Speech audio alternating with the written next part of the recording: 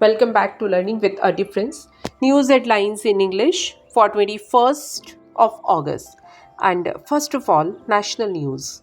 Center asks UPSC to cancel latest advertisement for lateral entry in bureaucracy. Supreme Court constituted 10-member task force to formulate protocol for ensuring safety of doctors. India Malaysia elevated ties to comprehensive strategic partnership. PM Modi to embark on a 3-day visit to Poland and Ukraine from Wednesday. India and Japan to hold third 2 plus 2 dialogue in New Delhi today to advance strategic partnership.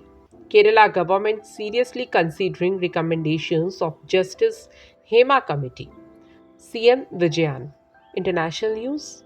Mpox is not the new COVID, WHO official said. World's oldest person, Spain's Maria Breñas Morera, died at 117.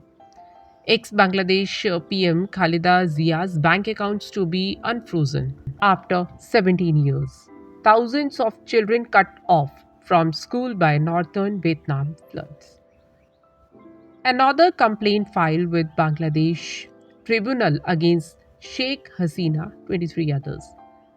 Rocket engine exploded during test launch from new spacecraft in Scotland. Now some sports news. Paris Paralympics. Satyaprakash Sangwan named chef de mission. ICC released T20 World Cup 2024 pitch ratings.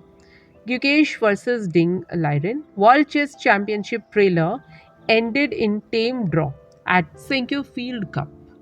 Now, business related news. Sensex rebounded 370 points, bank finance stocks spurt. Dual use goods US alerted Indian companies on export of defense tech to Russia. Cautious monetary policy needed if food price pressure continue. RBI. FM Nirmala Sitharaman met heads of PSBS asked banks to launch special drives to mobilize deposits. Data protection rules to be released in a month, Union IT Minister. And that's all in news. Thank you.